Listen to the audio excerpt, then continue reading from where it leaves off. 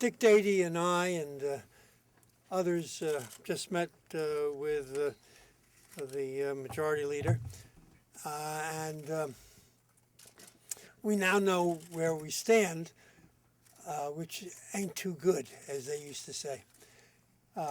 He is not going to honor his commitment, and I'll tell you why, so that I'm fair to him, to support the redistricting pledge that he made, along with his 32 members. And the reason that he gives is that he doesn't believe that it's constitutionally possible to do what he committed to do, and that instead he wants to move with a constitutional amendment, which obviously would not apply for the next 10 years. And unless he's persuaded in some form by a jurisdiction having authority to make that decision, meaning the highest court of the land, he said, the highest court of the state of New York, he would not relent in that position. If the Court of Appeals said that it was constitutional to make these changes legislatively, then he would do it. Otherwise, he would not. Have I stated it correctly, Dick? Yeah.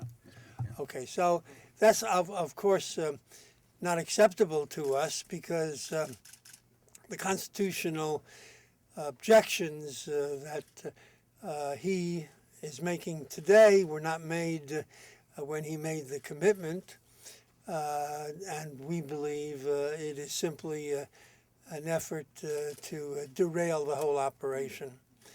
I'm very pleased that we have such an outpouring of legislators here.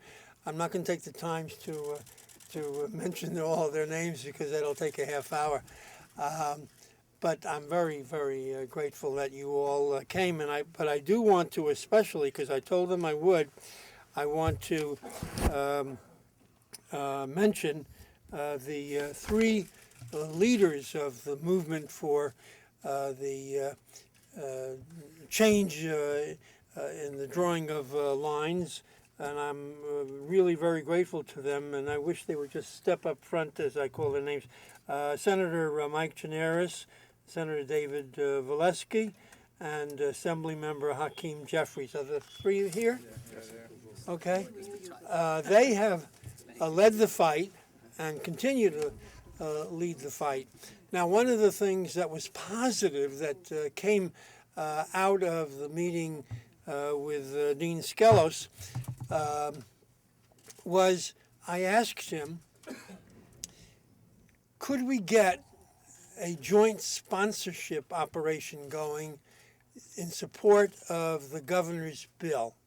Because what Dean has done is he's given that bill to the Rules Committee, so under the Senate rules, members cannot co-sponsor. I mean, it may be a ridiculous rule, but that's their rule.